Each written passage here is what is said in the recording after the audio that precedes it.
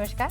CNBC બજારમાં આપનું સ્વાગત છે. સીએનબીસી બજારના મની મેનેજરમાં આપનું સ્વાગત છે અને મની મેનેજર એટલે તમારા નાણાંનું ચોક્કસ આયોજન માટે અપાતું માર્ગદર્શન. હું પ્રીતિ દલાલ આપ સૌનું સ્વાગત કરું છું આજના મની મેનેજરમાં. ત્યારે હાલમાં આપણે માર્કેટમાં ઘણી જ વોલેટિલિટી જોઈ રહ્યા છે. યુએસ ઇલેક્શન્સના રિઝલ્ટ બાદ માર્કેટમાં મોટા મૂવ્સ આવ્યા છે અને હવે ફરી મહારાષ્ટ્ર વિધાનસભા ચૂંટણીના પરિણામ પછી માર્કેટમાં એક વોલેટિલિટી આવી રહી છે. તો આ વોલેટિલિટી સમયે રોકાણકારે શું કરવું, વોલેટિલિટી સામે રોકાણકારોનો પોર્ટફોલિયો કેવો હોવો જોઈએ એ અંગે આજે આપણે વાત કરીશું. અને આ ચર્ચામાં આપણી સાથે જોડાયા છે રૂપી વિથ ઋષભના ઋષભ દેસાઈ. ઋષભ, ઘણું સ્વાગત છે. અને ઘણા બધા ઇવેન્ટ્સ અનફોલ્ડ થયા છે, ફોલ્ડ થયા છે. આપણે જોયું છે અત્યારના માર્કેટમાં પાછલા ઘણા બધા મહિનાઓથી. અને એક માર્કેટની એક રીઝન જોઈતું હોય છે ઉપર જવા માટે કે નીચે જવા માટે.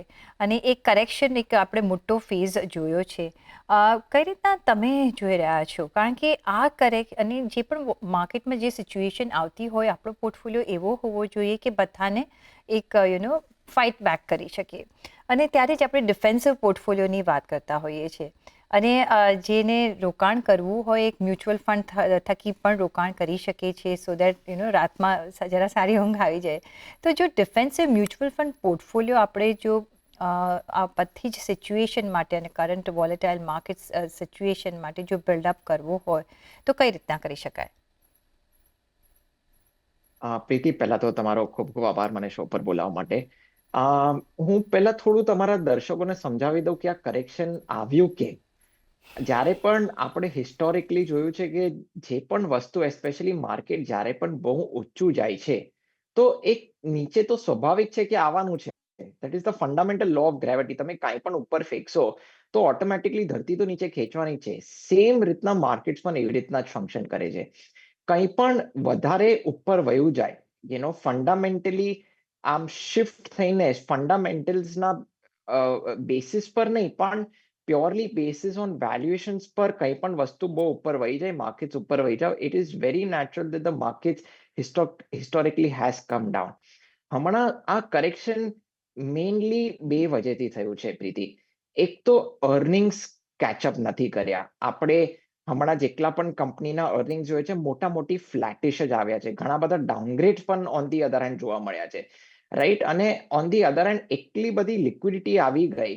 સો આ લિક્વિડિટી ક્યારે તો બહાર આવવાની જ હતી, એસ્પેશિયલી જે એફઆઈઆઈ જે માર્કેટમાંથી પુલ આઉટ કર્યું છે, રાઈટ? આપણે તો ધીસ ઇઝ નથિંગ. આપણે 2008માં જ્યારે કમ્પેરેટિવલી એફઆઈઆઈ જેટલું કાઢ્યું છે એમાં તો 30-40% આપણે માર્કેટમાં કરેક્શન જોયું છે.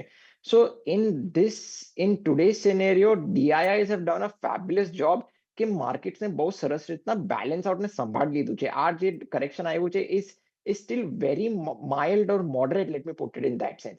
તો એક તો પૈસા હવે ઘણા બધા નીકળી ગયા છે, એસ્પેશિયલી એફઆઈઆઈસ, અને બીજું earnings have also not caught up. So બે એક મુખ્ય કારણ છે કે માર્કેટ હમણાં કરેક્શન મોડમાં ચાલી રહ્યું છે.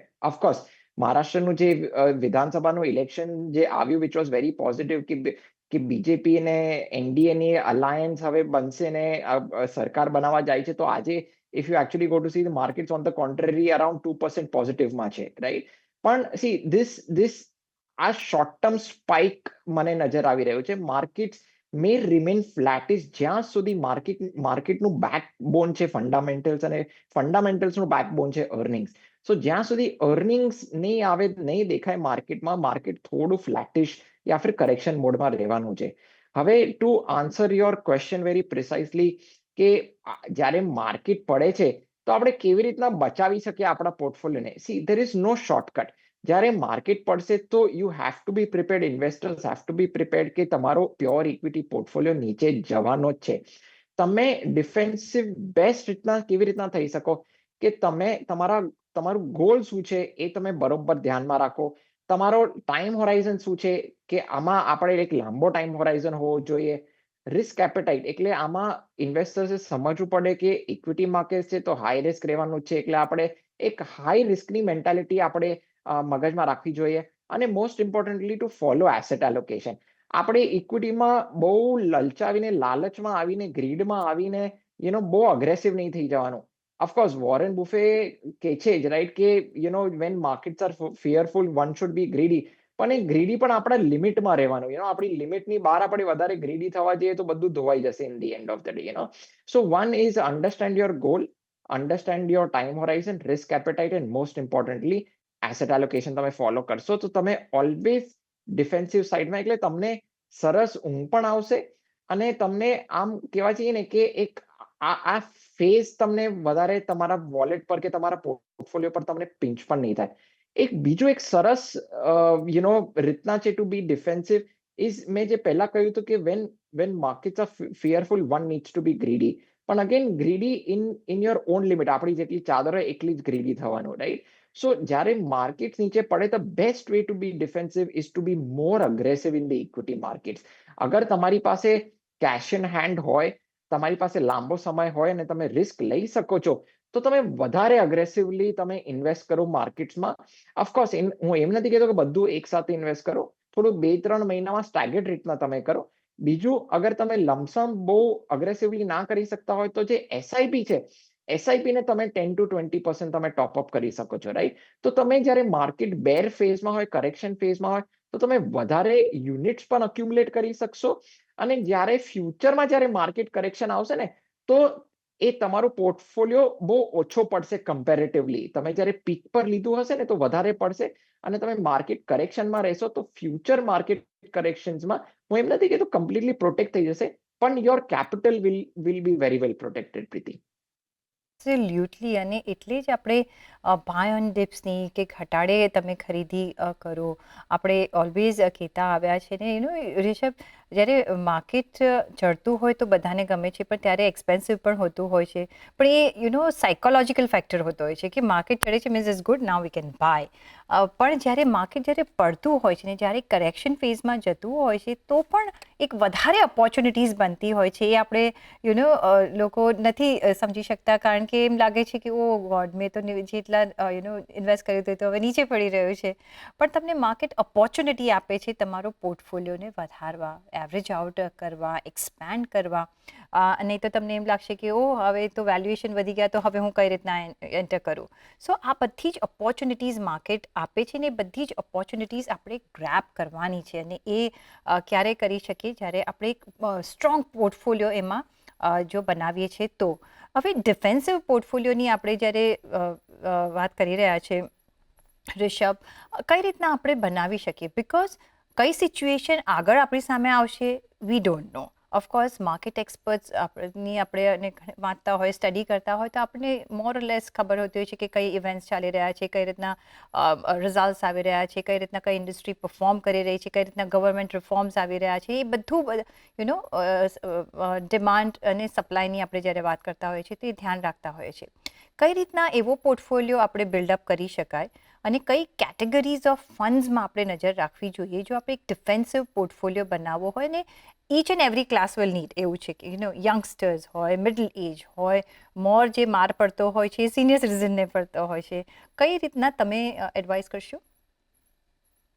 પ્રીતિ, તમે બહુ કરેક્ટલી પુટ કર્યું એકચ્યુઅલી, કે આ જે કરેક્શન છે, it is investor should look it as an opportunity. કોઈએ પણ છે ને બુલ માર્કેટમાં પૈસા ઇન્વેસ્ટ કરીને પૈસા નથી બનાવ્યા. જે મોટા મોટા ઇન્વેસ્ટર્સ છે, માર્કેટ વેટરન્સ છે, એ લોકોએ બેઝિકલી બેર માર્કેટમાં જ ઇન્વેસ્ટ કરીને પૈસા બનાવ્યા છે. કારણ કે એ લોકોને ખબર છે કે આ જેટલા પણ બિઝનેસીસ છે, આટલા મોટા મોટા બિઝનેસ છે, જો ધંધો હોય તો ધંધામાં સારો પેચ પણ આવે છે અને ખરાબ પેચ પણ આવે છે, રાઈટ? સો ઓવરઓલ આ જે હમણાં અર્નિંગ્સ જે ફ્લેટિશ આવે છે, this is all temporary. This will eventually change after a few months. Okay, so પૈસા જેને બનાવવાના છે, જેને ઓપોર્ચ્યુનિટી ગ્રેબ કરવાની છે, this is the right time, કે જ્યારે માર્કેટ પડે નીચે બેર ફેઝમાં હોય ત્યારે તમે ઇન્વેસ્ટ કરો ને તમે ફ્યુચરમાં લોંગ ટર્મમાં પકડીને રાખો, મીડિયમ ટુ લોંગ ટર્મ, તો જ તમે પૈસા બનાવી શકશો. હવે જે પ્રશ્ન જે છે, તમે કેવી રીતના એક ડિફેન્સિવ પોર્ટફોલિયો ક્રિએટ કરી શકો છો? જો આમાં 2-3 રીતના છે તમે એક ડિફેન્સિવ પોર્ટફોલિયો કરી શકો છો. એક તો મેં પહેલા કીધું કે જ્યારે માર્કેટ પડે તો તમે થોડું અગ્રેસિવ થઈ જાઓ. માર્કેટમાં વધારે પૈસા, અગર તમારી પાસે લાંબો સમય હોય, રિસ્ક લઈ શકો છો ને કેશ ઇન હેન્ડ હોય, તો તમે વધારે ઇન્વેસ્ટ કરો, તો તમે વધારે યુનિટ્સ અક્યુમ્યુલેટ કરી શકશો મ્યુચ્યુઅલ ફંડ્સમાં. This is number 1. નંબર 2, તમે કોન્ટ્રા કોલ્સ લઈ શકો છો, વેલ્યુ કોલ્સ લઈ શકો છો. એટલે માની લો કે હમણાં માર્કેટની બ્રેથ વીક ચાલે છે, પણ આ વીક બ્રેથમાં રાઈટ તમે ક્યાં વેલ્યુ વધારે જોઈ શકો? આ આખી માર્કેટની બ્રેથ વીક નથી. There will be certain pockets where valuations will still be expensive અને there will be certain pockets where valuations will be reasonable or cheap. તો તમારે થોડું કોન્ટ્રા કોલ્સ પણ લઈ શકો છો કે જે સેક્ટર સારું નથી કરી રહ્યું અને લાગે છે કે ફ્યુચરમાં સારું કરશે, કે જે થીમ્સ હમણાં બીટન ડાઉન છે, કે જે મ્યુચ્યુઅલ ફંડ્સ કે જે કેટેગરીઝ વધારે બીટન ડાઉન છે, જો હમણાં for example mid and small caps હજુ એ બહુ એક્સપેન્સિવ ચાલી રહ્યા છે, right? So I see more value and more comfort in large caps. એટલે જે ઇન્વેસ્ટર્સ લાર્જ કેપ્સમાં થોડું વધારે ઇન્વેસ્ટ કરશે, I see more safety of margin and more upside opportunity down the line also. તો એક કોન્ટ્રા કોલ્સ પણ લઈ શકે છે ઇન્વેસ્ટર્સ, રાઈટ? બીજું કે તમે થોડું પ્રોફિટ બુકિંગ પણ તમે કરી શકો છો, કે જ્યારે although see we don't encourage too much of churning and too much of profit booking, પણ જ્યારે માર્કેટ એકદમ હાઈ પર વયા જાય છે અને તમે જ્યારે લાગે કે નહીં મારે હવે this is the right time to little bit rebalance my risk or rebalance my portfolio, તમે જ્યારે રીબેલેન્સ જ્યારે કરવાના હો, મોસ્ટ ઇમ્પોર્ટન્ટલી તમે જ્યારે માર્કેટ હાઈ પર ચાલી જાય ત્યારે તમે રીબેલેન્સ કરો, થોડો પ્રોફિટ બુક કરો, તો વધારે તમને એક કમ્ફર્ટ મળશે. Either you can shift two law risk products, hybrid products, કે ફિક્સ્ડ ઇન્કમમાં તમે થોડું કેશ પણ રાખી શકો છો. C there is no harm in keeping cash once you book profits for some time. તો તમે પ્રોફિટ બુકિંગ સ્ટ્રેટેજી પણ અપનાવી શકો છો, એમાં પણ તમે થોડું જે ડાઉનફોલ છે પ્રોટેક્ટ કરી શકો છો. અને ત્રીજું મારા નજરમાં આવે છે કે તમે લો વોલેટિલિટી પ્રોડક્ટ્સમાં પણ જઈ શકો છો, કે તમે ડાયનેમિક એસેટ એલોકેશન ફંડ્સમાં પણ ઇન્વેસ્ટ કરી શકો છો, which is a hybrid of fixed income and equity. તમે અગર માની લો કે મારે હાઇબ્રિડમાં નથી જવું અને મને પ્યોર ઇક્વિટીમાં જ કરવું છે, તો તમે પ્યોર ઇક્વિટીમાં લો વોલેટિલિટીના પ્રોડક્ટ્સમાં જઈ શકો છો. તો for example Nifty 100 low volatility 30 index funds પણ છે, રાઈટ? સો એમાં પણ ટિલ ગુડ એક્સટેન્ટ તમારું ડાઉનસાઇડ પણ પ્રોટેક્ટ થાય છે. અગેન હું આ બહુ સ્પષ્ટ રીતના કહું છું, you can not avoid market fall. તમારો માર્કેટ જ્યારે પડશે તો તમારો પોર્ટફોલિયો તો નીચે જવાનો જ છે, પણ આ તમે થોડું સ્ટ્રેટેજાઇઝ કરી શકો છો based on your goal, risk, time Horizon ને એસેટ એલોકેશન. એબ્સોલ્યુટલી. તો પછી કઈ રીતના આપણે નિવેશ કરવાનું? અત્યારની સિચ્યુએશન જો સ્પેશિયલી જોઈએ તો આપણે બાય એન્ડ ડિપની રણનીતિ હમણાં વાપરવાનું કહેતા આવ્યા છે બધા જ એક્સપર્ટ્સ. તો તમે લમસમમાં નિવેશ કરશો, SIP would be a better choice? કઈ રીતના આપણે આગળ નિવેશની રણનીતિ બનાવી શકીએ? પ્રીતિ, આ બહુ જ સરસ ક્વેશ્ચન છે. ધીસ ઇઝ ધ ટાઈમ વેર ઘણા લોકો કન્ફ્યુઝ થઈ જતા હોય છે. હું એવી રીતના let me put it in this way. SIP is also very important, A lump sum is also very important. જો એસઆઈપી એક ડિસિપ્લિન્ડ મેથોડોલોજી છે, જેની પાસે કેશ ઇન હેન્ડ ના હોય, કે જેનો એક સેટ ગોલ હોય, કારણ કે C V cannot predict the market. ચલો આપણે ટાઈમ હજુ એ કરી શકીએ કે માર્કેટ હમણાં પડ્યું છે, તો આપણે થોડું વધારે ઇન્વેસ્ટ કરીને we can still average it out or cover up in the long term or make good amount of money, right? પણ લાંબા સમયમાં you can not predict the market at all. I mean, જો લાંબા સમય, what I mean to say is કે લાંબા સમયમાં market તો ઉપર જવાનું છે, એ તો ખબર જ છે, પણ જે બોટમ્સ ક્યારે આવવાના છે, that we don't know. Of course થોડું એક જજમેન્ટ લગાડીને માર્કેટનું શું ફંડામેન્ટલ્સ છે, કે શું જીઓપોલિટિકલ ટેન્શન શું થઈ રહ્યા છે, ગ્લોબલ માઇક્રો સિચ્યુએશન્સને જોઈને થોડું એક જજમેન્ટ આપણે બાંધી શકીએ છીએ, પણ છતાંય યુ કેન નોટ પ્રિસાઇસલી પ્રિડિક્ટ કે માર્કેટ ક્યારે નીચે પડશે, રાઈટ? સો જેનો એક સેટ ગોલ હોય, કે મારો એક ગોલ છે આફ્ટર 10 years ઓર મે બી આફ્ટર 20-25 years મારો એક રિટાયરમેન્ટનો ગોલ છે, I think SIP is a very disciplined methodology. SIP તો ફોલો કરવી જ જોઈએ, પણ એસઆઈપીની સાથે સાથે જ્યારે 10-15-20% જે માર્કેટ કરેક્શન આવે, ડાઉનસાઇડ ફોલ્સ આવે, ત્યારે તમે થોડું વધારે મે બી 10%, 15%, 20% તમે એસઆઈપી ટોપઅપ કરી શકો છો, કે તમે લમસમ પણ એડ કરી શકો છો. તો તમને વધારે યુનિટ્સ પણ અક્યુમ્યુલેટ થશે અને તમને વધારે સુપિરિયર ડબલ ડિજિટ રિટર્ન્સ પણ જનરેટ થશે. સો આઈ વુડ સજેસ્ટ બોથ. અગર તમારી એસઆઈપી ચાલતું હોય તો એસઆઈપી કન્ટિન્યુ રાખો, બંધ કરવાની જરૂરત નથી. ઓન ધ કોન્ટ્રરી, તમે એસઆઈપી ટોપઅપ કરી શકો છો અને થોડું બહુ સાથે સાથે લમસમ કરી શકો છો. So my answer is SIP plus lump sum works best in all market conditions, Priti. પણ કયા રેશિયોમાં આપણે કરવું જોઈએ? કઈ રીતના તમે ડિવાઈડ કરશો? between SIP and Uh, lump sum? Yeah. you know, let me put it in this way. You know, for example, કે જેની હમણાં એક 20,000ની એસઆઈપી ચાલુ છે monthly, right? They should continue the way it is. મગર હવે માની લો કે કોઈની પાસે 100 રૂપિયા કેશ પડ્યા છે, બરાબર, અને એને 100 રૂપિયા માર્કેટમાં ઇન્વેસ્ટ કરવા છે, તો I would actually spread out the 100 rupees. 4 મહિનામાં હું સ્પ્રેડ આઉટ કરવા માંગુ છું. તો આજના મહિનામાં તમે 25 રૂપિયા કરો, નેક્સ્ટ મંથ 25, પછીના 25 ને પછીના 25, એવી રીતના તમે 3 to 4 monthsમાં તમે લમસમ સ્ટાગર કરી શકો છો. હમ. કારણ કે હજુ આઈ ફીલ હજુ એ આમ જોવા જઈએ તો માર્કેટ વીક છે, સેન્ટિમેન્ટલ સ્પાઇક્સ અપસાઇડ આવતા રહેશે, પણ આઈ સ્ટીલ ફીલ કે હજુ માર્કેટ ફ્લેટ કે હજુ ડાઉનસાઇડ જવાને વધારે ચાન્સીસ છે. So I wouldn't put in everything in one shot today. થોડું 3 to 4 monthsમાં સ્પ્રેડ આઉટ કરી નાખું તો આઈ થિંક બેટર રહેશે. લાસ્ટ ક્વેશ્ચન, અત્યારના સિચ્યુએશનમાં કઈ રીતના કઈ કેટેગરીઝ ઓફ ફંડ્સમાં એસઆઈપી હોવી જોઈએ, કે જેને નવી શરૂઆત કરવી હોય કઈ કેટેગરીઝ ઓફ ફંડ્સ કહેશું, અને જો કોઈ ફંડ બી જો તમે ચૂઝ કરવાનું કહેતા હોય તો કોઈ રેકમેન્ડેશન્સ? જો યુઝ્યુઅલી સેક્ટોરિયલ ફંડ્સ અને થીમેટિક ફંડ્સ છોડીને તમે કયા પણ કેટેગરીમાં એસઆઈપી કરી શકો છો. હું સેક્ટોરિયલ અને થીમેટિક ફંડ્સમાં એસઆઈપીની કેમ ના પાડું છું? કારણ કે sectoral and thematic funds are very high risk in nature. This is number 1. Number 2, કે આમાં છે ને પ્રિસાઇઝ એન્ટ્રી ને એક્ઝિટની જરૂરત હોય છે. સી, સેક્ટોરિયલ ફંડ વોલેટાઇલ નહીં પણ સિક્લિકલ પણ હોય છે. સિક્લિકલ એટલે શું? કે લાંબા સમય તલક, માની લો કે 3, 4, 5 years એટલે સ્ટ્રેચ રિટર્ન્સ પણ નથી આપ્યા ઘણા બધા સેક્ટર છે, રાઈટ? સો આઈ ફીલ કે sectoral funds require precise entry and exit. તો એમાં એસઆઈપી મેથોડોલોજી ના કરો, એસઆઈપી ના કરો તો બેટર રહેશે. જો એસઆઈપી અગર કરવી હોય તો તમે એક હવે માની લો, just to give an example, કોઈનો એક 10 વર્ષનો ટાઈમ હોરાઇઝન છે, રાઈટ? કોઈ યંગ છે, તમે કીધું કે જે કોઈ સ્ટાર્ટર હોય કે કોઈ યંગ હોય, કે માની લો કે કોઈ મિડ 20sમાં છે, એની પાસે લો ને 10, 15 કે 20 વર્ષનો ટાઈમ હોરાઇઝન છે, સારું રિસ્ક લઈ શકે છે, તો હું 50-60% ફ્લેક્સી કેપમાં હું ઇન્વેસ્ટ કરીશ અને રેસ્ટ મિડ કેપ ને સ્મોલ કેપમાં હું ડિવાઈડ કરી નાખીશ. તો મારો શું એક સરસ બ્લેન્ડ બને છે ફ્લેક્સી કેપ કેટેગરીમાં, મિડ કેપમાં, સ્મોલ કેપમાં.